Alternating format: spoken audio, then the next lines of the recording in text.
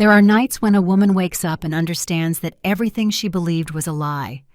That night, lying in a hospital bed with the cold light of the hallway coming through the half-open door, I heard something I should never have heard. The voice of my daughter-in-law, Sarah, firm and cold, saying, "She's not competent anymore. Put her in a home. It's the best for everyone." My eyes were closed. I had just woken up from fainting. My body was still weak, my mind confused. But those words cut like knives. My name is Emily Davis. I am 63 years old, and this is the story I kept for too long, the story of how I almost lost my life and my dignity. It all started 2 years ago when I lost my husband, Michael. Michael and I lived 41 years together. Our house, a beautiful property in the center of the city, was an inheritance from my mother. She left it to me on one condition: that I never sell it, that I take care of it, that I keep it in the family. I have only one son, Daniel, a good boy, hardworking, respectful. When Michael died, Daniel told me, "Mom, Sarah, and I are moving in with you. You can't be alone." I accepted. I thought it was love. I thought it was protection. The first month was beautiful. Sarah cooked for me. She brought me chamomile tea in the afternoons. She went with me to the market. I thought how lucky I am with my daughter-in-law. But there was something I didn't see, something that was growing in silence. Sarah looked at my house with different eyes. She measured the walls. She asked about the property papers. She said things like, "Emily, this house is worth a fortune. Do you have everything in order? A will, the deeds?" I smiled at her. I trusted her. In the drawer of my nightstand next to the Bible, I kept my mother's rosary, an old rosary, pearls and silver, that she prayed with for 50 years.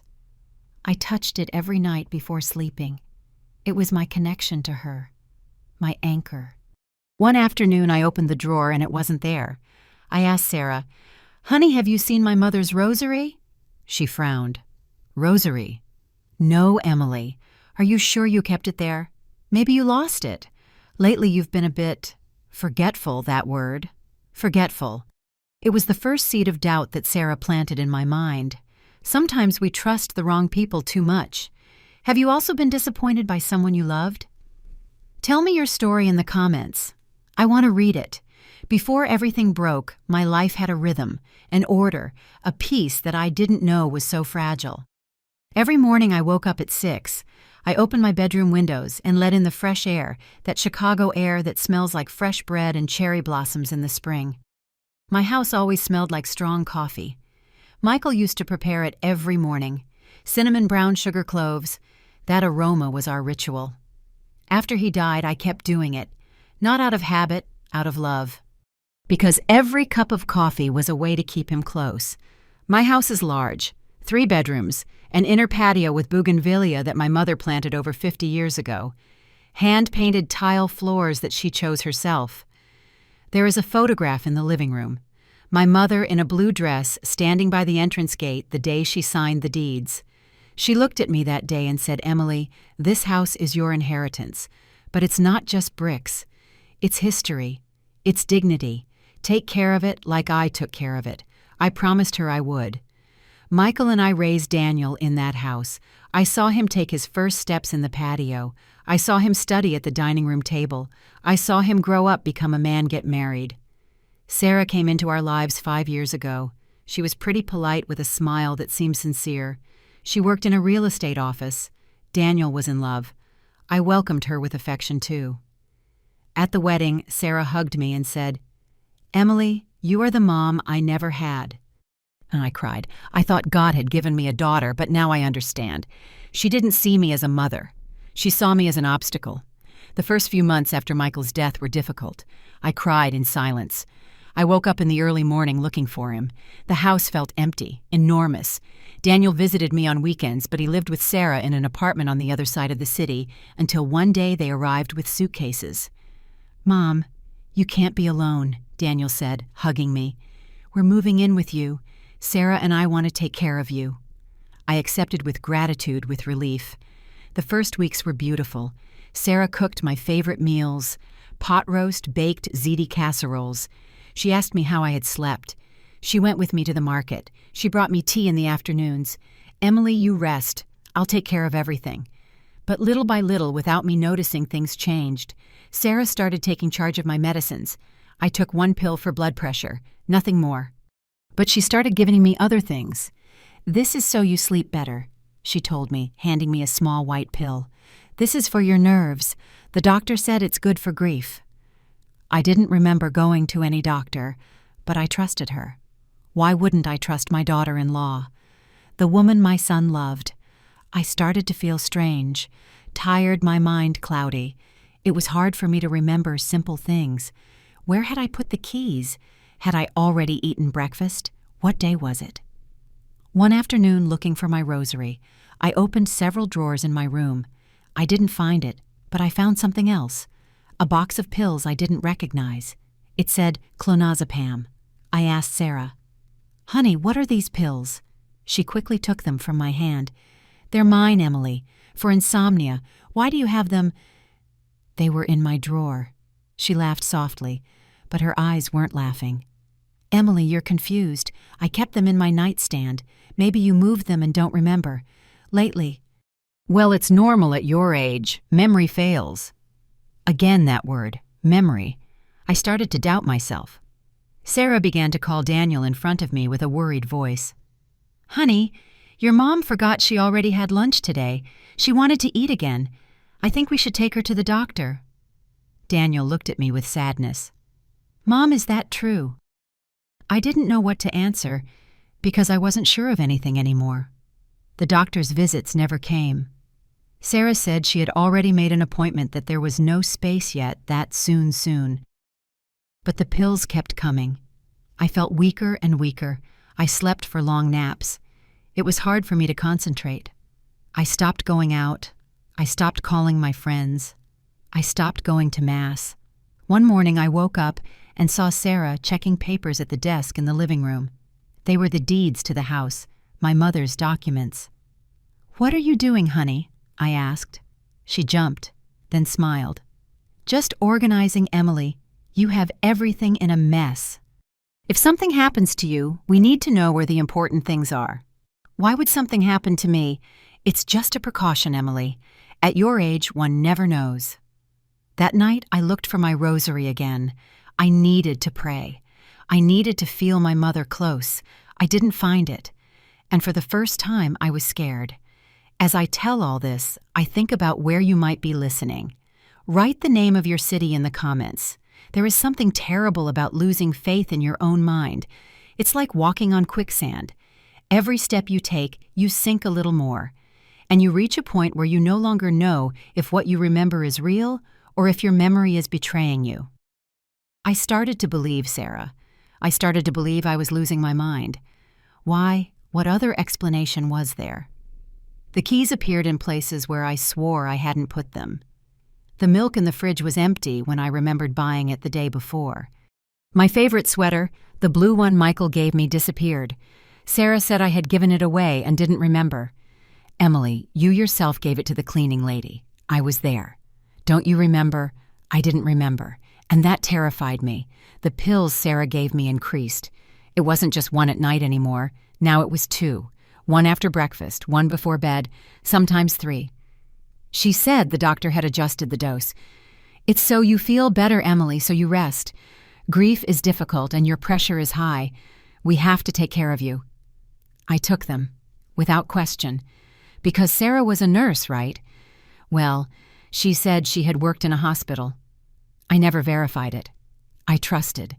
Every morning when I woke up, I felt like I had cotton in my head. Words were difficult. Thoughts moved slowly like thick honey. I spent hours sitting in the living room armchair, looking at the patio, doing nothing, thinking about nothing. Daniel came to see me on Sundays. I wanted to hug him, tell him something was wrong, that I didn't feel like myself. But Sarah was always there, always, like a shadow. "How are you, Mom?" Daniel would ask, kissing my forehead. I tried to smile. "Fine, son, fine." But Sarah would interrupt.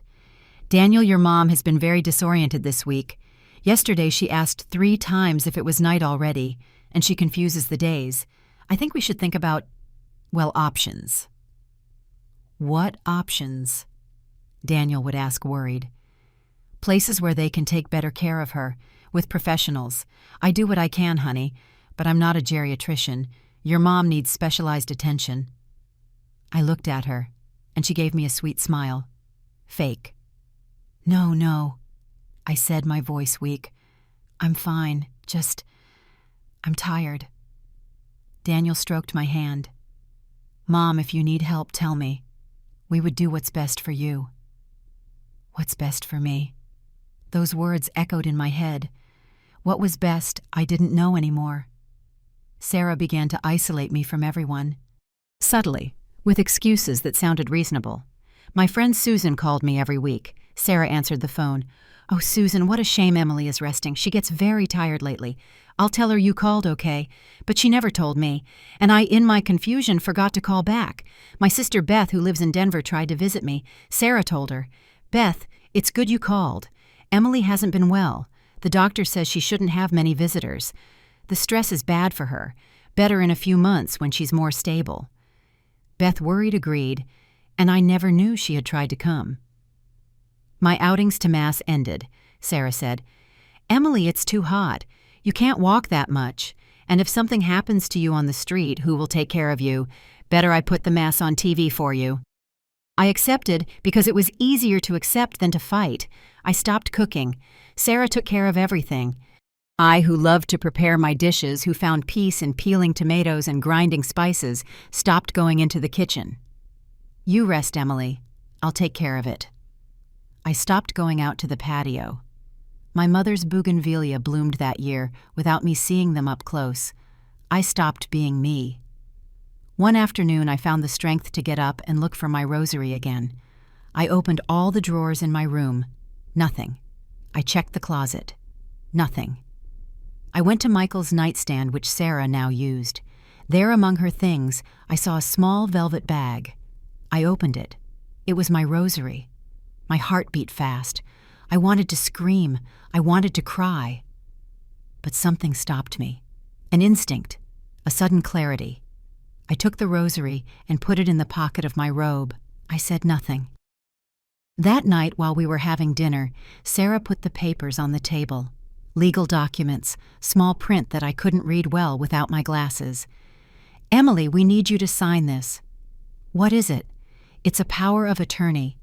So Daniel and I can manage your accounts, your papers, in case a time comes when you can't do it. It's normal. All older people do it." Daniel was sitting next to me. He looked at the document with a serious face. "Mom, it's just a precaution. To protect you." I looked at the papers. Something inside me screamed, "Don't sign, don't do it." But my mind was so cloudy, and they were looking at me, and Sarah was smiling, and I was so tired of fighting against myself. I took the pen. I brought it closer to the paper. And then I don't know why my fingers touched the rosary in my pocket, the cold beads, my mother's silver, and something woke up in me. I put the pen down. "No," I said. My voice came out firm, firmer than it had been in months. "I'm not going to sign." Sarah stopped smiling. "Why not, Emily?" "Because I don't want to. I'm still alive. I'm still in charge of my life, and I'm not going to sign anything." Daniel looked at me surprised. "Mom, but—" I said, "No, Daniel." Sarah took a deep breath. She collected the papers. Her face was no longer sweet. "All right, Emily, as you wish.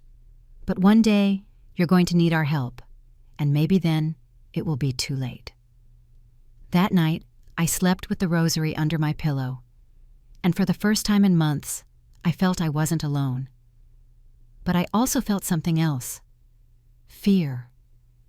Because I knew Sarah was not going to give up. I still wonder if I did the right thing that night. And you? What would you have done in my place? There's something strange that happens when you decide to say no after months of saying yes to everything. It's as if a sleeping part of you wakes up, as if a small light, very small, turns on in the middle of the darkness. That night, after refusing to sign the papers, something changed in me. Or maybe something changed in Sarah. The tension in the house became palpable, like the air before a storm. I felt it every time I entered a room and Sarah was already there. She looked at me differently. There was no more sweetness in her voice. There were no more smiles. "Good morning, Emily," she would say in the mornings, but her words sounded hollow, empty. Daniel didn't seem to notice. He kept going to work, coming back late, kissing my forehead, asking me how I was, and I told him I was fine, because what else could I say? How do you explain to your son that his wife is doing something to you when even you don't understand what that something is? But I began to watch, to pay attention, to resist. The next morning, Sarah brought me breakfast in bed, as always. Oatmeal with honey orange juice and the pills. "Here you go, Emily. Take your pills before the oatmeal gets cold." I looked at them. 2 small white pills. Always the same. "What exactly are these pills?" I asked. Sarah frowned. "I've told you 1,000 times, Emily. One is for your pressure, the other is for your nerves. The doctor prescribed them." "Which doctor?" "Dr. Salazar." "Have you forgotten him already?" I didn't remember any Dr. Salazar, but before I would have accepted that maybe I did forget. Now I doubted. "I want to go to the doctor myself," I said. "I want to talk to him." Sarah let out an uncomfortable laugh. "Oh, Emily, of course you can go, but first take your pills. You can't skip doses. It's dangerous." I took the pills in my hand. I looked at them, and something inside me said, "No, I'm not thirsty right now," I said. "I'll take them later." Sarah stood still, her jaw tensed. "Emily, you have to take them now with a full stomach. It's important." I said later. Sarah moved closer. Her voice lowered. "Emily, don't make things difficult. Take the pills." I closed my hand. I felt the pills pressed against my palm. "Later," I repeated. Sarah left the room without another word, but she slammed the door. I waited a few minutes. Then I got up, went to the bathroom, and flushed the pills down the toilet. I watched them disappear with the water, and for the first time in months I felt I had made a decision of my own. That morning my mind began to clear. Not completely. I still felt tired, slow, but it was as if a thick fog was lifting little by little. I decided to do something I hadn't done in weeks. Leave my room. Walk around my own house, recognize it. I went to the patio. The bougainvillea were beautiful, full of purple flowers. I sat on the iron bench that Michael painted green years ago. The sun was warm. I closed my eyes and took a deep breath. I heard voices from the kitchen. The window was slightly open. Sarah was talking on the phone. No, she didn't sign. The old woman got stubborn. I froze. My heart started to beat hard. "Yes, I know we need the power of attorney, but she's getting difficult. Yesterday she almost yelled at me. I don't know what got into her. She was under control and suddenly it's like she woke up." Silence. She was listening to someone on the other end. "What if we just commit her without her consent? We can say she has dementia. I have contacts at a private clinic. Daniel would sign. He trusts me." My blood ran cold. Once she's committed, nobody asks questions. And the house is free. Can we sell it or... Well, we'll see. But first I need to get her out of here. I got up slowly, and went back to my room without making a sound. I closed the door. I sat on the bed. I was shaking. I wasn't crazy. I wasn't losing my memory. Sarah was poisoning me, drugging me, manipulating me. And no one knew. That afternoon, while Sarah went to the supermarket, I took the chance to search. Search for evidence. Search for answers. I went to the room she shared with Daniel. I opened her nightstand drawer with trembling hands. Inside there were boxes of pills, many. Clonazepam, alprazolam, lorazepam. All benzodiazepines, all without a prescription in my name. I took a box. The label said, "Controlled use. Do not mix with alcohol. May cause drowsiness, confusion, memory loss, memory loss." There it was, the answer to everything. I kept searching. At the bottom of the drawer, I found a manila envelope. I opened it. Inside were documents, copies of the deeds to my house, a recent appraisal, and something else, a draft of a sales contract, the house appraised at $4 million, and a buyer's name, a real estate company. Sarah was planning to sell my house, my mother's house. I also found my rosary hidden in a small bag. I took it out. I pressed it against my chest, and I cried in silence. I put everything back as it was. I closed the drawer. I left the room just as I heard Sarah's car parking. I went back to my room. I sat on the bed, the rosary in my hands. Now I knew the truth. But what could I do with it? Who would I tell? Would they believe me? That night at dinner, Sarah stared at me. "Did you take your pills this morning, Emily?" "Yes," I lied. "Are you sure? Because I found you very active today, walking around. It's not good. You could fall. You could hurt yourself." "I'm fine." Well, here are tonight's." She handed me 2 pills. I took them. I pretended to swallow them with water, but I hid them under my tongue. When Sarah turned around, I spit them into a napkin. I didn't sleep well that night, not because of the pills, because of the fear.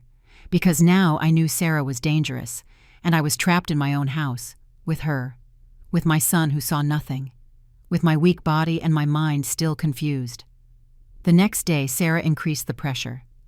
"Emily, I need you to sign these papers. We can't wait anymore. It's for your own good. I already told you no." "Well, then we'll have to make decisions without you. Daniel agrees. You are no longer in a condition to decide for yourself." "I am perfectly fine." Sarah let out a dry laugh. "Fine, Emily, you don't even remember what you ate yesterday. You forget things. You get confused. You talk to yourself. Daniel and I are very worried." I looked her in the eyes, and for the first time, I saw what was really there. Greed, coldness, contempt. "I'm not signing anything, Sarah, and I'm not going to any home. This is my house, and I'm going to die here." She moved closer. Her face was inches from mine. "You don't decide anything, Emily, not anymore." And she left the room. I sat on my bed. I took my rosary out of my robe pocket. I held it tight, and I prayed. I prayed like I hadn't prayed in years. "Mom, help me. I don't know what to do, but I can't lose this house. I can't lose myself." 2 days passed. I completely stopped taking the pills. I flushed them. I hid them. My mind began to clear more. Memories returned. Clarity returned. But so did the fear, because Sarah was noticing. One morning, she entered my room without knocking. "Emily, today we're going to the doctor. Daniel already got permission from work. We're going to run some tests. To see how you are." "I don't want to go. It's not optional." And so that afternoon, Daniel took me to the doctor. Sarah sat in the front seat, turning occasionally to look at me with that fake smile. The office was full of elderly people. I felt watched, judged. Sarah had said something to the doctor before I went in because he looked at me with pity. "Emily, how are you feeling?" he asked. "Fine." "Do you sleep well? Eat well? Do you remember things?" I wanted to scream. "She is drugging me. She wants to steal my house." But how could I say that without sounding like a paranoid old woman? "Sometimes I forget things," I said carefully, "but I think it's because of the pills they give me." The doctor looked at Sarah. "What medication is she taking?" Sarah answered in a calm voice. "Just what you prescribed, doctor, for her pressure and anxiety." "I never prescribed anything for anxiety," the doctor said, frowning. Sarah smiled. "Sorry, doctor. I got confused. It was Dr. Salazar. He prescribed something for her nerves." The doctor nodded. He didn't ask anymore. We left the office. Sarah was tense. I knew I had made a mistake by mentioning the pills. That night she brought dinner to my room. "Here you go, Emily. Vegetable soup and your pills." I didn't touch the soup or the pills. "I'm not hungry." "You have to eat." I said I'm not hungry. Sarah left the tray on the nightstand. She stood at the door watching me. "You know you can't go on like this, right? Sooner or later something is going to happen. And when it does, there will be no turning back." She closed the door. And I stayed there in the darkness, hugging my rosary, knowing that the end was near. But I still didn't know how. As I tell all this, I think about where you might be listening. Write the name of your city in the comments. There are moments in life when danger doesn't arrive with violence. It arrives quietly with soft steps, with smiles that no longer reach the eyes, with silences that weigh more than words. The days after that doctor's visit became unbearable. I felt like I was in a prison. My own house, my mother's house, had become a trap, and I was the prey. Sarah no longer pretended. Or maybe she did pretend, but only when Daniel was present. When he went to work, she took off the mask. "How long do you think you can keep this up, Emily?" she told me one morning, standing in my doorway. "How long do you think you can resist?" I didn't answer. I just looked at her. She let out a cold laugh. "You're already old. You're already tired. Why don't you make things easier for everyone? Sign the papers. Go to a place where they'll take care of you, and let young people live their lives." "This is my house," I said firmly, "and I'm not going anywhere. We'll see about that." Without the pills, my body began to recover slowly. The first few days were hard. I had tremors, headaches, nausea. I later learned it was withdrawal. Sarah had kept me drugged for months with benzodiazepines, and my body was used to them. But little by little, my mind cleared. The memories returned. The things I had forgotten weren't forgotten. They were blackouts caused by the drugs. I hadn't given away my blue sweater. Sarah sold it. I hadn't eaten twice on the same day. Sarah skipped my meals and then told me I had already eaten. I wasn't losing my memory. They were stealing my life. One afternoon, while Sarah was out shopping, I picked up the phone. I dialed my sister Beth's number in Denver. My hands were shaking. It rang 3 times. 4, 5. "Hello," my sister's voice answered. "Beth, it's me, Emily." Emily's sister. "Oh, it's so good to hear you. How are you? I tried to visit you 2 months ago, but Sarah said you weren't well, that the doctor said no visitors." "That's a lie," I said quickly, before I lost my courage. "Beth, I need you to listen. She's doing things to me. She gives me pills I don't need. She has me locked up. She wants to take my house." Silence on the other end. "Emily, sister, are you sure? Sarah always seems so attentive to you." "I'm sure, Beth. Please believe me, I need help." Okay. Calm down. I'm going to talk to Daniel. Okay, I'm going to..." The front door opened. Sarah was back. I hung up the phone quickly. Sarah entered the living room with grocery bags. She looked at me. "Who were you talking to, Emily?"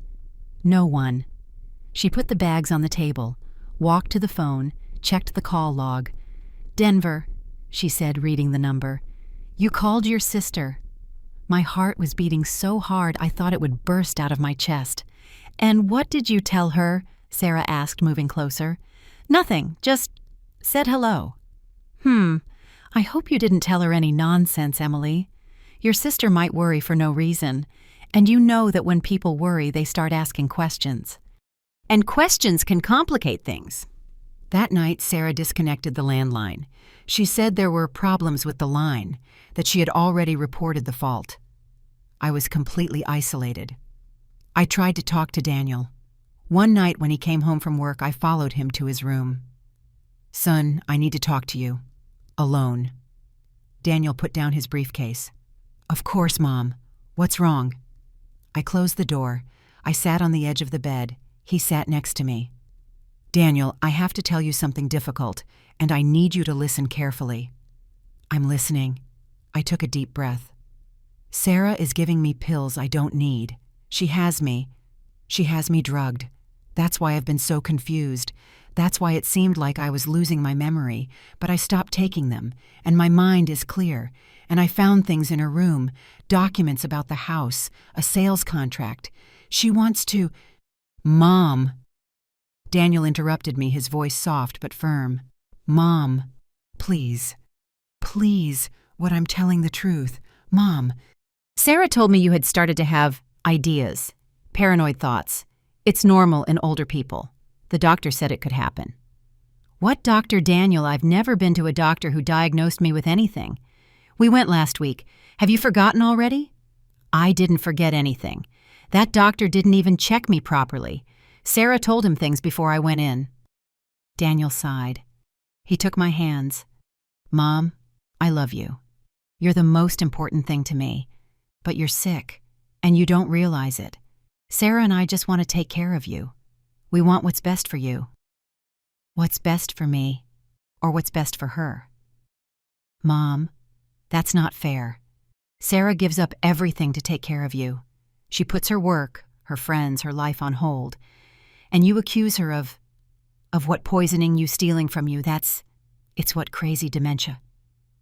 Daniel didn't answer, but his look said it all. He didn't believe me. He believed Sarah. I got up from the bed. I left the room without another word. That night I cried until I fell asleep, my rosary in my hands, praying, pleading. The following days were the worst. Sarah intensified her strategy. She started to worry more publicly. She called Daniel at work to tell him I'd had episodes. Honey, your mom tried to go out on the street in her robe. I had to stop her. I think she wanted to go somewhere, but she didn't know where. A lie. I had gone out to the patio. Just the patio. Honey, your mom doesn't want to bathe. She says the water is poisoned. I'm very worried. A lie. I had bathed myself, without her help. Honey, your mom hid money in the garden. She says someone wants to steal it. I think she's getting worse. A lie. I hadn't hidden anything. But Daniel believed her. Because she was his wife. Because she cried when she told him these things. Because she sounded sincere. One afternoon, Beth called Daniel's cell phone. He passed me the phone. Mom, it's Aunt Beth. I took the phone with trembling hands. Beth. Emily, I spoke to Daniel. He told me you've been confused, that you've had strange ideas. Sister, are you okay? Beth, I'm not confused. Sarah entered the living room. She stared at me. I'm fine, I said, changing my tone. Just tired. Okay, sister. Take good care of yourself. I love you. I hung up. Sarah smiled. Well done, Emily. Well done. Another week passed. I stopped eating what Sarah prepared for me. I only ate fruit that I peeled myself, bread that I took from the sealed package, tap water. I was afraid she would put something in my food. I lost weight. My clothes were big on me. My bones showed in my face. Daniel looked at me with sadness. Mom, you have to eat. I do eat. No, you don't. Sarah says you throw away the food. Sarah lies. Mom, please don't start again. One night, Sarah put the papers on the table again, the power of attorney. But this time it was accompanied by another document. This is an authorization to commit you to a specialized clinic, she said in a cold voice. Daniel already signed his part. We just need your signature, Emily, or a doctor's certification that you're not in a condition to decide for yourself. I'm not signing. Then we'll get the medical certification. We already have an appointment for tomorrow with a psychiatrist. He will evaluate your mental state and determine if you are competent or not. You can't do that. Yes, we can, and we will. I got up from the table. My chest felt tight. Breathing was difficult. My heart was beating too fast. I'm not going to any psychiatrist, and you are not going to commit me anywhere. This is my house. My house. Sarah stood up too. You're not in charge here anymore, Emily. Not anymore. Daniel tried to calm the situation. Mom, Sarah, please. But I wasn't listening anymore. My chest hurt. The room was spinning. I felt like I couldn't get enough air. Mom, are you okay? Daniel asked, approaching. I tried to answer, but the words didn't come out. My legs gave out, and everything went black. The last thing I remember before losing consciousness was the sound of Sarah's voice saying, "Call an ambulance, it's time." I woke up in a hospital bed. The lights were white, cold. It smelled like disinfectant. There was an IV connected to my arm. I opened my eyes slowly. The room was empty. I only heard voices in the hallway. Sarah's voice. She's not competent anymore. Put her in a home. It's the best for everyone. And then I heard another voice, a man's voice, firm. Ma'am, before we make any decisions, we need to talk to the patient. And we have the test results. There's something she needs to know. Footsteps. The door opened. A doctor came in. Young, with glasses, white coat. He was carrying a folder. Behind him, Sarah entered. Her face was a mask of concern, but her eyes told me. "Shut up, don't say anything." The doctor approached my bed. "Emily, how are you feeling?" "Weak," I answered in a raspy voice. "That's normal. You had an episode of severe hypotension and tachycardia. You lost consciousness, but you're stabilized now." I nodded. The doctor opened the folder. He looked at Sarah, then he looked at me. "Emily, as protocol in cases of fainting in elderly people, we ran full exams, including a toxicology screen." "Toxicology?" Sarah asked, her voice tense. "Why a toxicology screen?" "It's routine," the doctor replied. "And in this case it was necessary." He opened the folder, took out a sheet, and read the first line aloud. "Benzodiazepine levels in the blood are extremely high, inconsistent with prescribed therapeutic use." Sarah's face went pale. The doctor continued, "Emily, are you taking medication for anxiety or insomnia?" "Yes," I replied, looking at Sarah. "But I don't know what. My daughter-in-law gave them to me." The doctor turned to Sarah. "You administer medication to this woman," Sarah stammered. What the doctor prescribed." "Which doctor?" "Because in her medical file there is no prescription for benzodiazepines. And the levels in her blood, ma'am, these levels could have caused serious neurological damage, even death." The silence filled the room, and I, for the first time in months, felt something I hadn't felt in a long time. Hope. I still wonder if I did the right thing by resisting for so long. And you? What would you have done in my place? There are moments in life when the world stops, when everything that was hidden comes to the surface, when the lie can no longer hold. This was one of those moments. The doctor kept looking at Sarah with a serious, professional, but clear expression. He knew something was wrong. "Ma'am, I need you to tell me exactly what medications you have been giving the patient, the names, the doses, everything." Sarah opened her mouth, closed it. She stammered, I only gave her what Dr. Salazar prescribed." "Dr. Salazar, can you give me his full name and professional license number? I need to contact him." I don't have it here. It's at home." "And the name of the medicines?" "No, I don't remember exactly. They were white pills for her nerves." The doctor closed the folder. "Ma'am, the levels of benzodiazepines in Emily's blood are equivalent to 3 or 4 times the recommended therapeutic dose, and according to the exams, she has been exposed to these substances for a prolonged period, months. This is not medical treatment. This is poisoning." Sarah turned paler. Her hands were shaking. I didn't know. I mean, the doctor said it was safe. I was just following instructions." "Which doctor?" the doctor insisted. "Because if that doctor exists, he committed serious negligence. And if he doesn't exist, then you committed a crime." The word crime hung in the air like thunder. Sarah took a step back. "I didn't do anything wrong. I was just taking care of my mother-in-law. She was confused. She forgot things. She needed help." "She forgot things because you were drugging her," the doctor said firmly. "Benzodiazepines in high doses cause exactly those symptoms: confusion, short-term memory loss, disorientation. You weren't taking care of her. You were incapacitating her." I was in bed listening to everything. My eyes filled with tears. Not of sadness, of relief. Someone finally believed me. Someone finally saw the truth.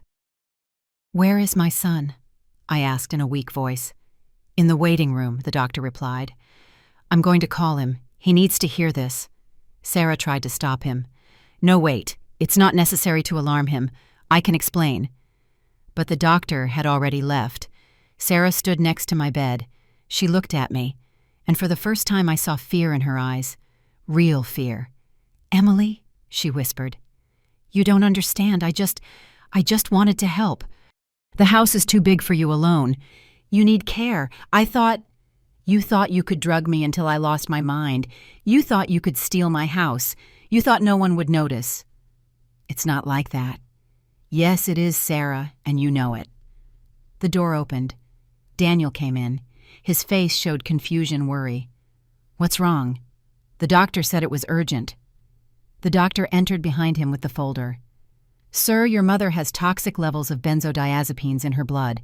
Someone has been administering unprescribed medication in dangerous amounts, and according to the lady here, she was the one giving her the pills."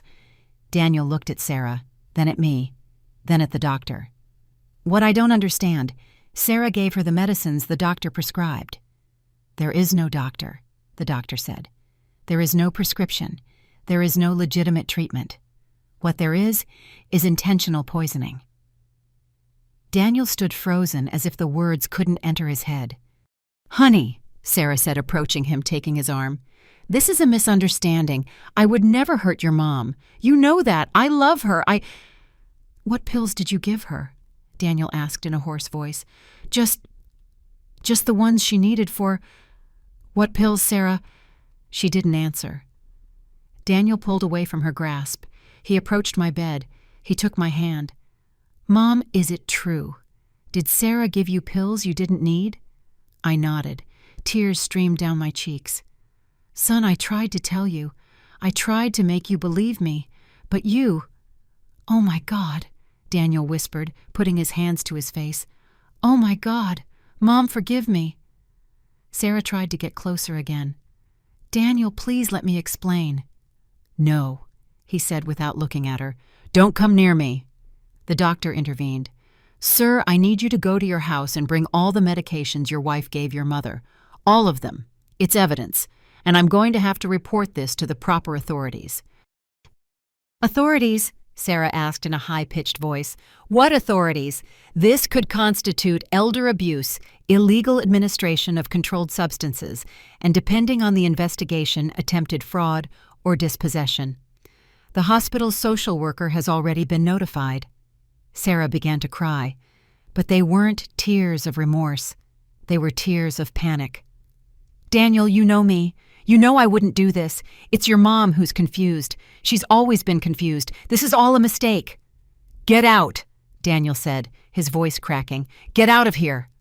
"What? Get out. I don't want to see you. I can't. I can't even look at you." Sarah stood there shaking. She looked at Daniel. She looked at me. She looked at the doctor, and she understood she had lost. She left the room without another word. Her quick footsteps echoed down the hall. Daniel sank into the chair next to my bed. He buried his face in his hands and cried, "Mom, forgive me. Forgive me. I should have believed you. I should have—" I stroked his head with my weak hand. "It's not your fault, son. She was very good at lying." "But you told me. You told me and I didn't listen. I thought you were sick. I thought you were—" "God, Mom, what did I do to you?" "It wasn't you. It was her." The doctor left us alone for a moment. Daniel stayed with me, crying, asking for forgiveness over and over. 2 hours later, Daniel returned to the hospital with a large box. Inside, he brought all the medicines he had found in the room he shared with Sarah. The doctor reviewed them. There were more than 10 different boxes of benzodiazepines, none with a prescription in my name. He also brought the manila envelope I had found, the documents, the contract for the sale of the house, the appraisal. "She had it all planned," Daniel said in a broken voice, showing the papers to the doctor. "She was going to sell my mom's house. She was going to commit her. And I was going to let her. God, I was going to sign the papers. I was going to let them lock her up." The doctor called the hospital's social worker, an older woman with a calm voice who sat with me and asked me questions. I told her everything from the beginning, from when Sarah started giving me the pills, from when I started to forget things, from when I found the documents, from when I overheard the phone conversation. She took notes. She listened to me attentively, respectfully. "Emily, you were a victim of abuse, and you were very brave to resist. Many people in your situation don't. They don't have the strength." "I had help," I said, touching the rosary in my robe pocket. "My mother helped me." The social worker smiled. The next day, 2 agents from the district attorney's office came to the hospital. They interviewed me. Daniel gave them the medicines. He gave them the documents. He gave them everything. "Ma'am, we are going to investigate this case, one of the agents said. "Your daughter-in-law could face serious charges." "Where is she?" I asked. "We don't know. Your son says she didn't come home last night." Daniel nodded. "I sent her messages. I told her we needed to talk, but she doesn't answer. I think she fled." Sarah didn't flee far. 2 days later, they found her in a cheap motel in the city. When the agents arrived, she tried to say it was all a misunderstanding, that she only wanted to take care of me, that I was senile and confused. But the evidence was clear: the toxic levels in my blood, the unprescribed medicines, the sales documents, my testimony, Daniel's testimony, the doctor's testimony. There was no escape. I stayed in the hospital for a week. They needed to monitor me, make sure my body recovered from the poisoning. The first days were difficult. The withdrawal symptoms got worse: tremors, anxiety, insomnia. But the doctors took good care of me. Daniel didn't leave my side. He slept in a chair next to my bed. He brought me food from home: the chicken soup I taught him to make, the fresh tortillas he bought at the market, the strong coffee he tried to prepare like his dad. "It came out horrible," he said, laughing through his tears. "I don't know how Dad did it." "With love," I replied. "You make it with love." One afternoon, my sister Beth arrived from Denver. When she saw me in that hospital bed, thin pale with the IV in my arm, she burst into tears. "Emily, sister, forgive me. I should have come sooner. I should have insisted when Sarah told me I couldn't visit." "You didn't know, Beth. Nobody knew. She was very smart." Beth stayed with me for 3 days. We talked about Mom, about the house, about the rosary, about everything we had lost and found. I showed her the rosary I had recovered. "Mom is watching over us," Beth said, touching the silver beads. "From heaven, she's still watching over us." The day I was discharged, Daniel took me back home. Our home. My mother's home. When I crossed the gate, I stopped for a moment. I looked at the bougainvillea, the patio, the front door. Everything was still there. Everything was still mine. "Welcome home, Mom," Daniel said, hugging me. "I never left, son. I never left." That night, I slept in my own bed, in my own room, without pills, without lies, without fear, with my mother's rosary under my pillow. And for the first time in months, I had peace. But Sarah's story was just beginning. Because life, my son, always collects its debts. I still wonder if I did the right thing by not giving up. And you? What would you have done in my place? There's something I learned in those months of hell. The truth doesn't always come quickly, but when it comes completely, and no one can stop it. The weeks after leaving the hospital were strange. My house was my house again, but everything felt different, as if the walls held memories of what had happened, as if every room whispered secrets. Daniel moved back in with me, not because I asked him to, because he wanted to.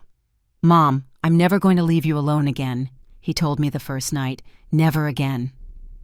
He slept in the room that had been his as a child, the one that still had his soccer trophies on the bookshelf, the one that still smelled like youth and hope. Sarah never came back, not even to get her things. One day, Daniel packed up all her clothes, her shoes, her perfumes, everything, and took it to a storage unit. He said he didn't want to see anything of hers in the house, nothing that reminded him of what she almost did to us. "Are you ever going to forgive her?" I asked him one afternoon as we drank coffee on the patio. Daniel looked at his cup. He was silent for a long time. "I don't know if I can, Mom. She almost killed you. She drugged you. She stole your dignity. And I let her do it. I didn't believe you when you told me." "You didn't know." "I should have known. You're my mother." "I should have listened to you." I took his hand. "Son, she was your wife. You trusted her. That's not your fault. The fault belongs to the one who betrays trust." He nodded, but I knew he would carry that guilt for a long time. 2 weeks later, the summons arrived. The DA's office had opened a formal investigation against Sarah for elder abuse, illegal administration of controlled substances, and attempted fraud. I had to go testify. It was hard to sit in front of that desk, in front of that public prosecutor, and tell everything again. Every detail, every pill, every lie. "Emily, do you wish to proceed with the charges?" the agent asked me. I took a deep breath. "Yes, because if I don't, she will do this to someone else, to another elderly woman, to another family." The agent nodded. "You are very brave."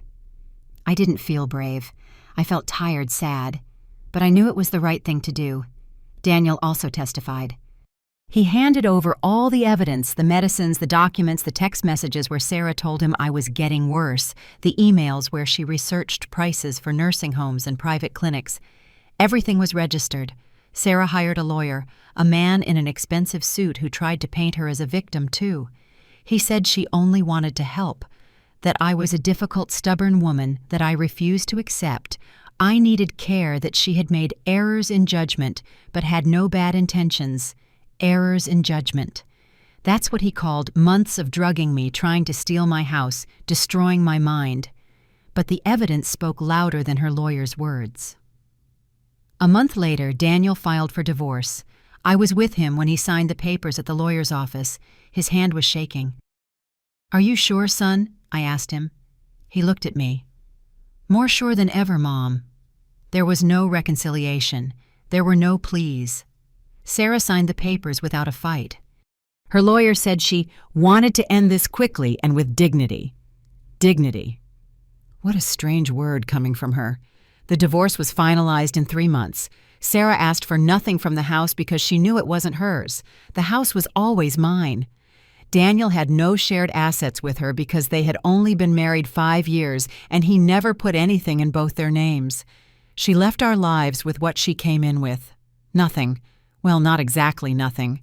She left with pending criminal charges, with an open investigation, with her reputation destroyed. Because the truth came out. The family found out. The friends found out.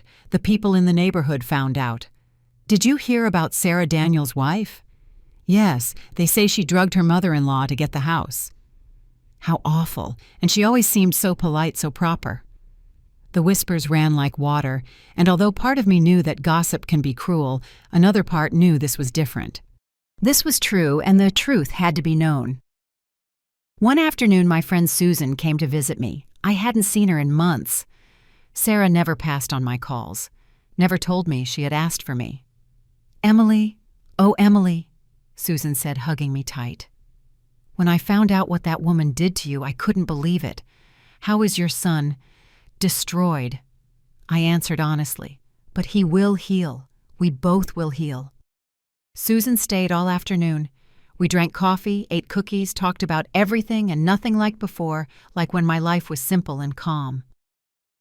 "And Sarah, where is she now?" Susan asked.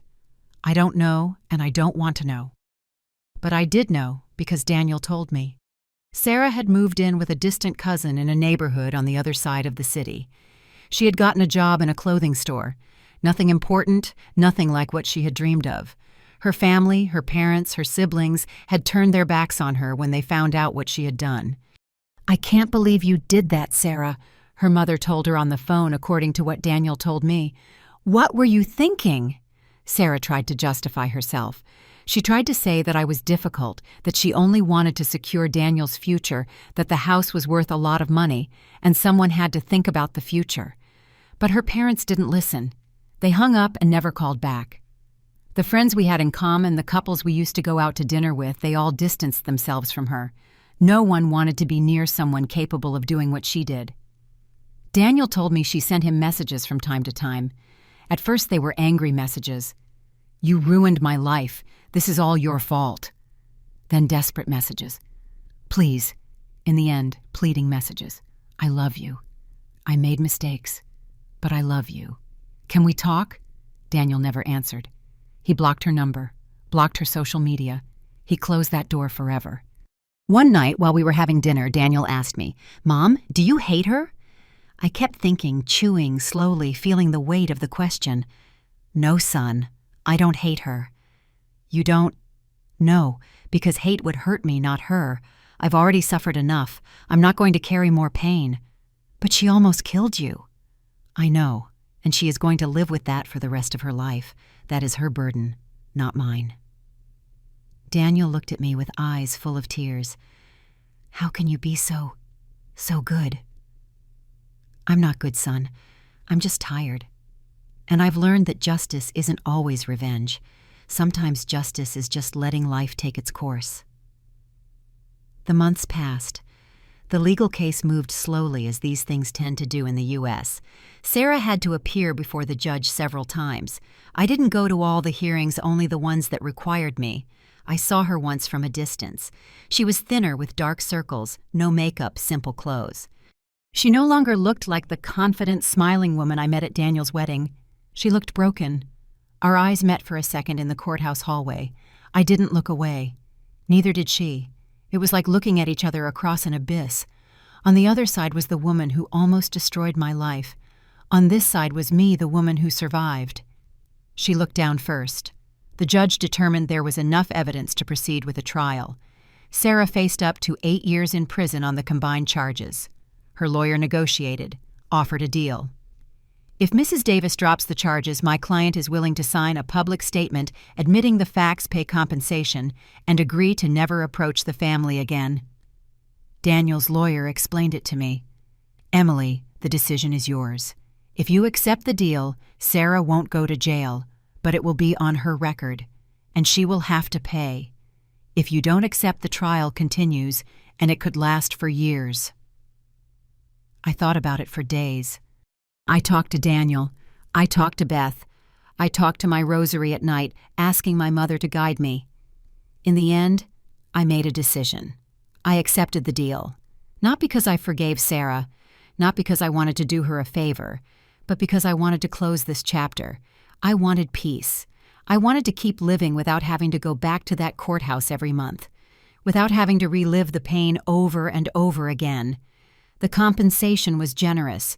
Sarah had to sell the car Daniel had given her. She had to borrow money from relatives. But she paid. I used that money to fix my mother's house. The bougainvillea, the tile floors, the entrance gate. Everything shone again. Sarah signed the document where she admitted everything, where she said in her own handwriting, "I acknowledge having administered unprescribed medication to Mrs. Emily Davis with the intention of mentally incapacitating her and obtaining control over her assets. I acknowledge the harm caused and accept all consequences." And those words were registered forever. And with that signature, Sarah lost everything. Her marriage, her family, her reputation, her future. I didn't feel joy. I didn't feel sadness. I felt closure. One afternoon, I was in the patio watering the bougainvillea when Daniel came home from work. He was carrying a bag of donuts and 2 coffees. "Do you know what day it is, Mom?" "No, son. What day?" "It's been 1 year since you got out of the hospital." 1 year. It had been a year since I woke up in that cold bed, listening to Sarah say to put me in a home. 1 year since the doctor read the results and the truth came out. 1 year of recovery, of justice, of healing. "We should celebrate," Daniel said. "Yes," I replied, smiling. "We should." That night we ate donuts, drank strong coffee, which Daniel finally learned to make, and toasted with hot chocolate. "To the truth," Daniel said, raising his cup. "To dignity," I added. "And to second chances," he said with tears in his eyes. We clinked our cups, and in that moment, sitting on my mother's patio under the Chicago stars with my son by my side and my house safe, I understood something. Victory isn't always loud. Sometimes it's silent. Sometimes it's simply staying on your feet when they tried to knock you down. And I was still standing. There are moments in life when you have to choose who you want to be, not who you were, not who others expect you to be, but who you in the deepest part of your heart want to be. I chose peace. 6 months passed after the legal agreement with Sarah. 6 months of rebuilding my life, of becoming myself again. My body recovered. I gained weight. The color returned to my cheeks. Clarity returned to my mind. There was no more fog, no more confusion. It was me, Emily Davis, 63 years old, owner of my house and my life. Daniel also began to heal. Little by little, he started to smile again. He started making plans again. He even started going out with friends again, something he hadn't done in months. "Mom, my coworkers want me to go to a baseball game with them on Saturday," he told me one afternoon. "Will you be okay if I go out?" "Son, of course. Go, have fun. I am perfectly fine. And it was true. I was fine. Better than fine. I was alive. I resumed my life. I went back to Mass on Sundays. I went back to meeting Susan and my friends for coffee on Thursdays. I went back to walking through the market, choosing my own tomatoes, my own chilies, feeling life bustling around me. One morning, while watering the bougainvillea, my neighbor Linda looked over the fence. "Emily, it's so good to see you well. I found out about everything that happened." "How awful, dear, but it's good you're recovered." "Thank you, Linda. And tell me, do you know anything about, well, her?" I stopped watering. "No, and I don't want to know." Of course. It's better that way. They say she's working in a store downtown, that she lives alone, that no one talks to her." "Linda," I said softly, "I've already closed that chapter. I don't need to know any more." She nodded, a little embarrassed. "You're right, Emily. Forgive me. Sometimes I'm just too nosy." I smiled at her. "Don't worry." But what Linda said stayed in my mind. Sarah was alone, working, living. Part of me, the wounded part, the part that almost didn't survive, wanted to feel satisfaction, wanted to say she deserves it. But another part of me, the part that prayed with my mother's rosary every night, the part that had chosen peace, felt nothing. Not joy, not sadness, just emptiness. Because revenge never fills. It only leaves more emptiness. One Saturday afternoon, Daniel told me, "Mom, I'm going out with someone." I looked up from my book. "With someone?"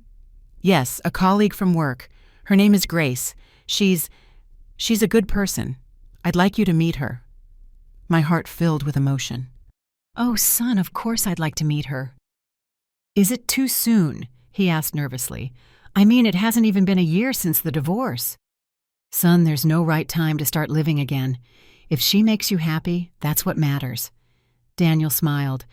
And in that smile, I saw the boy who used to run around the patio, the young man who graduated from college, the man who was learning to trust again. "Thanks, Mom." I met Grace 2 weeks later. She was a beautiful woman with warm eyes and an easy laugh. She worked as an accountant at the same company as Daniel. She was divorced, too. No children. She came to dinner at the house. I made her pot roast, the one Daniel always liked as a child. Grace ate 2 plates. "Emily, this is delicious. Daniel wasn't exaggerating when he said you cook like an angel." I laughed. "Oh, honey, what an exaggeration." After dinner, while Daniel washed the dishes, Grace and I stayed in the living room. She looked at the photograph of my mother on the wall. "Is that your mom?" "Yes. She built this house." "What an elegant woman. She looks like you." "She was stronger than me."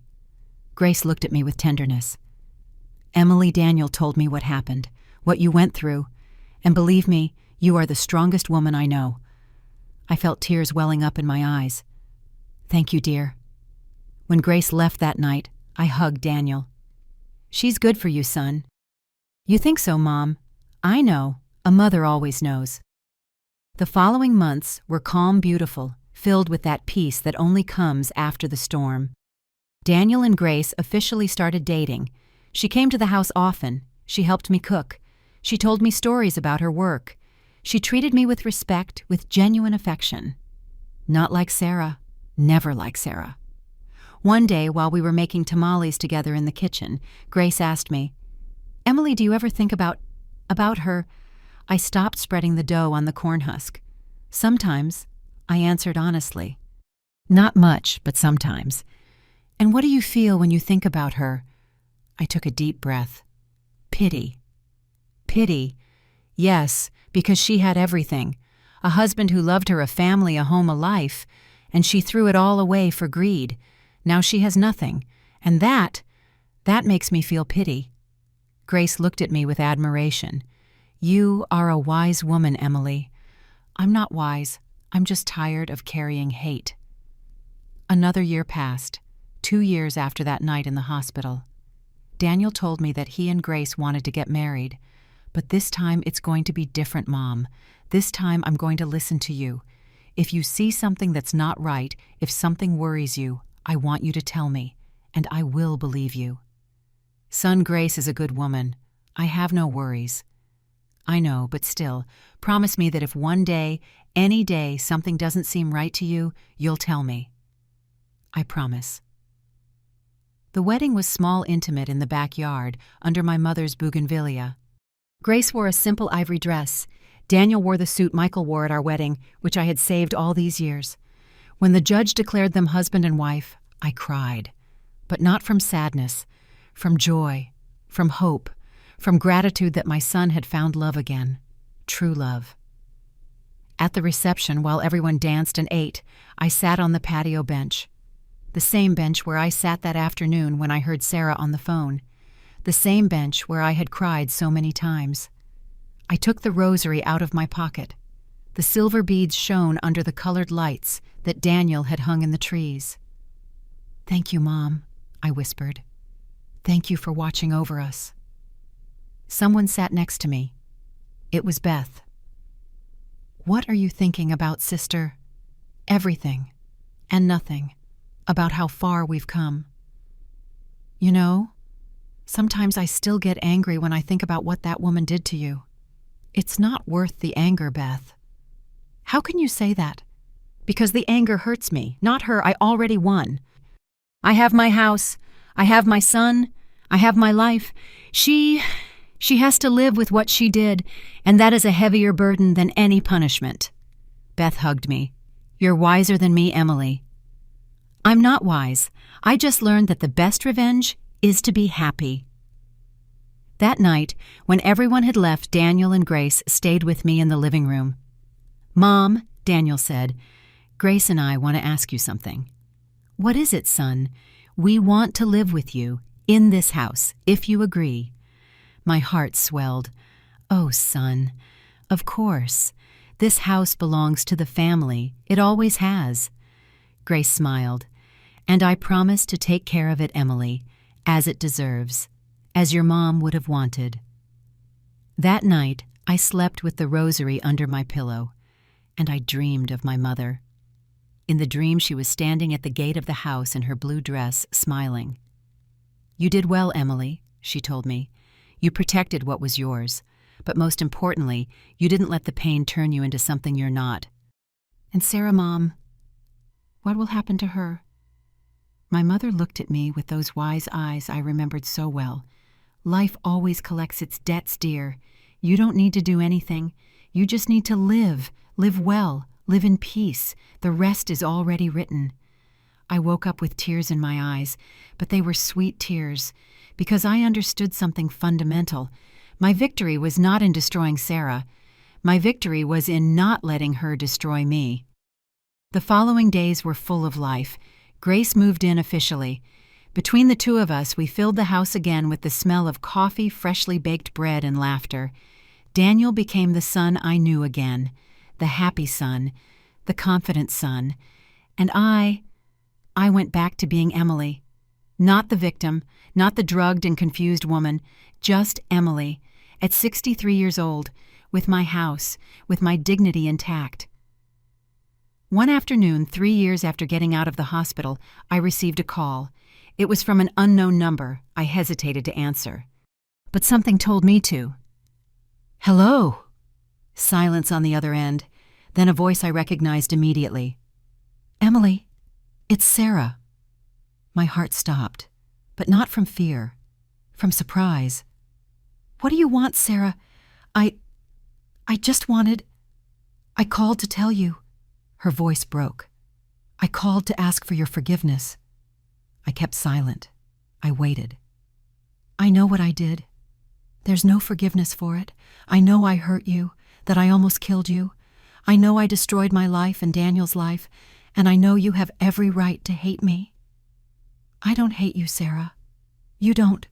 No, because hate would hurt me, and I've already suffered enough." I heard sobbing on the other end. "How is Daniel?" she asked. "Happy, married, living his life." "I'm glad," she whispered. "I'm really glad. And you? How are you? Alone, working, living with what I did. Every day I wake up and remember what I lost, and I know it was my fault, only my fault." I took a deep breath. Sarah, what you did was terrible, unforgivable. But it was also your choice, and now you have to live with those choices. I can't give you the forgiveness you're looking for, that forgiveness you have to find yourself, with God, with yourself. I know, she said through tears. I just wanted you to know that I'm sorry, that I'm truly sorry. Okay, I know. Can I ask you a favor? What favor?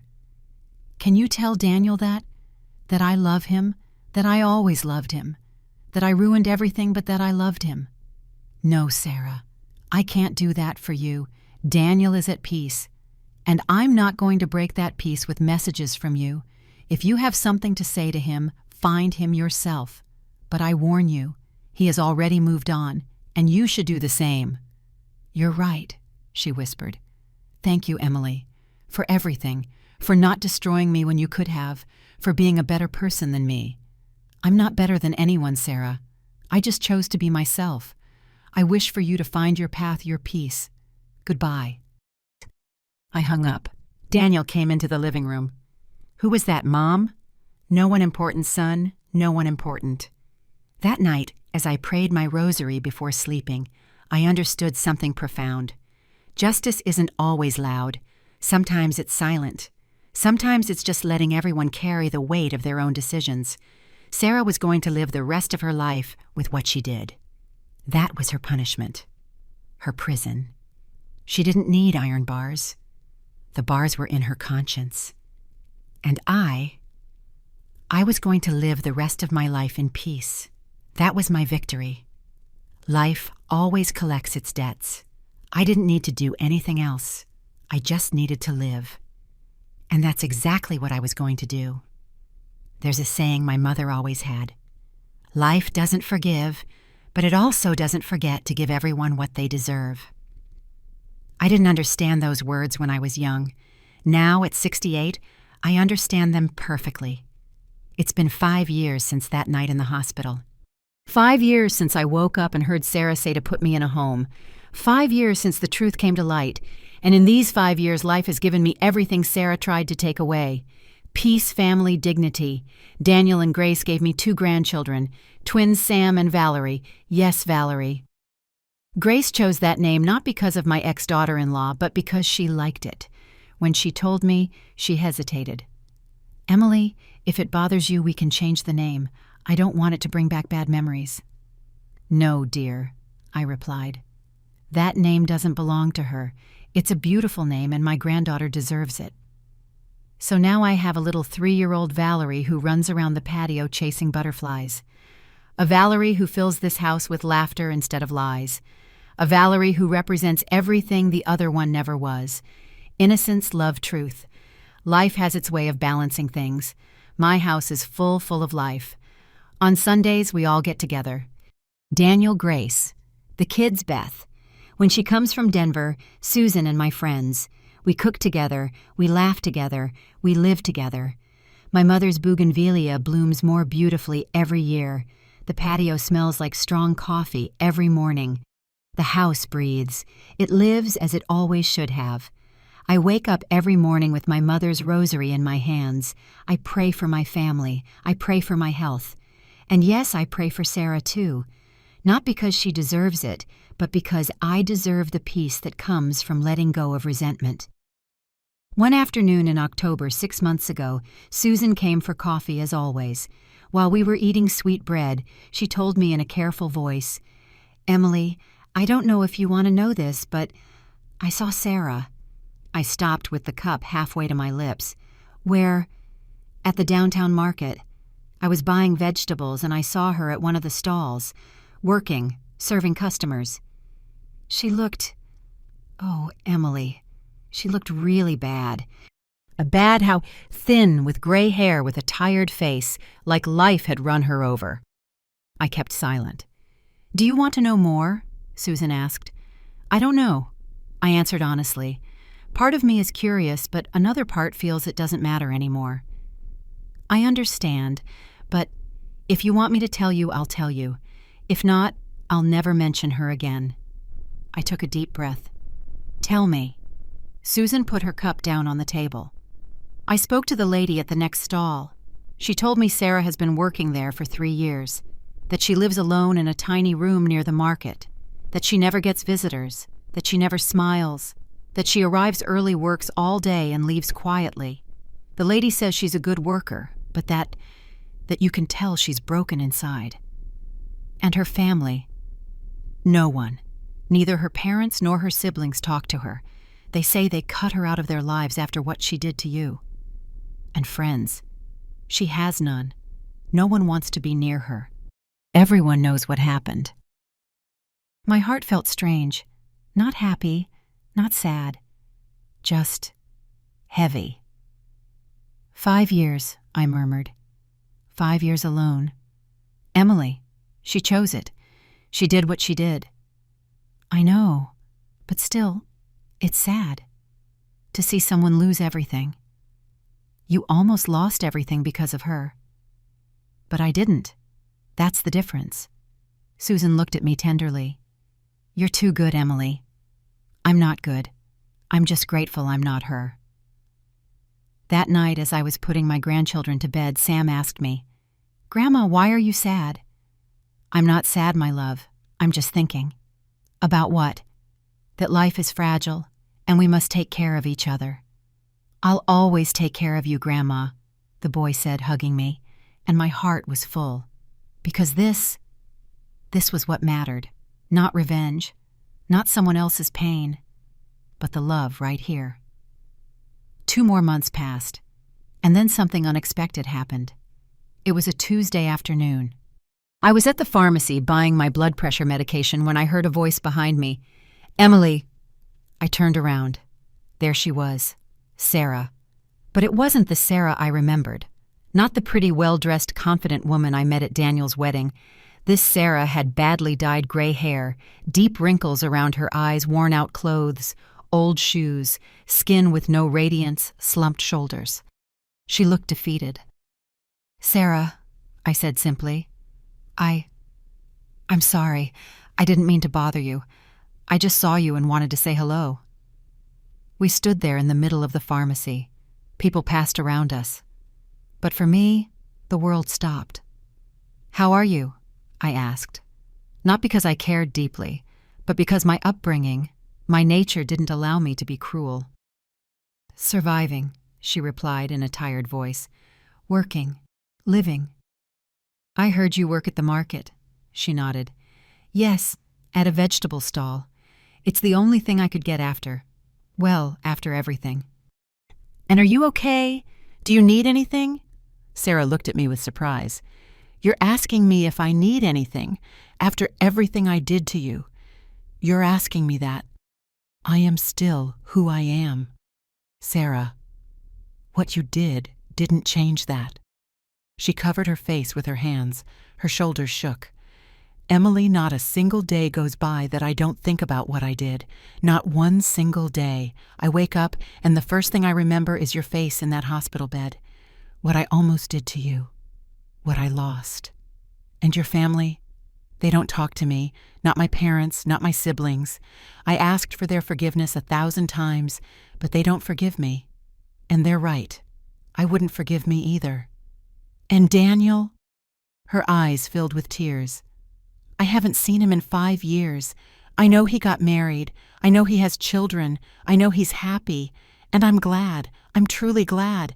He deserves to be happy. And you, are you happy? Sarah let out a bitter laugh. Happy, Emily, I don't know what happiness is. I haven't slept peacefully in 5 years. I haven't had anyone in 5 years. I live in a tiny room. I work 12 hours a day selling vegetables. I have no friends, no family, no nothing. And all my fault.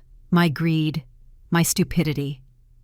I looked at her, and in her eyes I saw something I hadn't seen before. Genuine regret. Not the regret of someone who got caught, but the regret of someone who understood the weight of her actions. You once called me crazy, I said softly. Do you remember? She closed her eyes. I remember. And you weren't crazy. I was. I was crazy with ambition. And now I see that same emptiness in my own life, that I tried to create in yours. Life always collects its debts, Sarah. I know, and I'm paying, every day. We stood in silence. The pharmacist called my name. My prescription was ready. I have to go, I said. Yes, of course, Emily. Thank you for talking to me. And if you ever see Daniel, tell him that I'm sorry, that I'm truly sorry. I already told you years ago I can't do that. If you have something to tell him, find him yourself. But I warn you, he is happy now, very happy with a wife who loves him with beautiful children, with a full life. Don't break that peace. I won't. I wouldn't dare. I've already done enough damage. I nodded. I took my bag of medications. Take care, Sarah. You too, Emily. And thank you for not hating me, for being a better person than me. I left the pharmacy. I walked to where Daniel was waiting for me in the car. He insisted on driving me everywhere, even though I told him I could manage on my own. Who was that woman you were talking to? Daniel asked when I got in the car. No one, son, no one important. But Daniel looked at me closely. It was her, wasn't it? It was Sarah. There was no point in lying. Yes. Daniel gripped the steering wheel, his jaw tensed. What did she want? Nothing. Just to say hello. And what did you say? Nothing important. We talked for a moment, and that's it. How is she? I looked at him. Do you really want to know? Daniel was silent for a long time. Then he sighed. No, I don't want to know. That part of my life is over. Good, because that's how it should be. We drove home in silence. When we arrived, the grandkids were waiting for us at the gate. They jumped on Daniel, yelling, "Daddy! Daddy!" Grace came out of the house, wiping her hands on an apron. She kissed Daniel. How did it go? Fine, I replied. Everything's fine. That night, after putting the kids to bed, I sat on the patio with my rosary. The bougainvillea swayed in the breeze. The moon was shining round and white. I thought about Sarah, about her tired face, her empty eyes, her lonely life. And I understood something profound. I didn't have to do anything. I didn't have to seek revenge. I didn't have to destroy her. Life did it for me. She lost everything, her marriage, her family, her friends, her future, her dignity, and I gained everything. My house, my son, my grandchildren, my peace, my life. Not because I was better than her, but because I chose the right path, and she chose the wrong path. And the paths we choose always lead us to where we deserve to go. 2 weeks ago, Susan told me that Sarah had an accident at the market. Nothing serious. She slipped on some water and twisted her ankle. She was in the public hospital for 3 days, alone. No one went to visit her. The lady at the next stall told me that Sarah cried at night, Susan said, not from the pain in her ankle, but from loneliness. How sad, I murmured. Emily, do you feel sorry for her? I feel sorry for any human being who lives in loneliness, but I don't feel guilty, because she chose that loneliness when she chose greed. You're right. Life always collects its debts, Susan. Always. We don't need to do anything. We just need to wait. Yesterday was Sunday. The whole family came over to eat. We had a barbecue. The kids played in the yard. Daniel and Grace danced in the living room to an old song. Beth told jokes. Susan brought a key lime pie. The house was full of laughter, full of love, full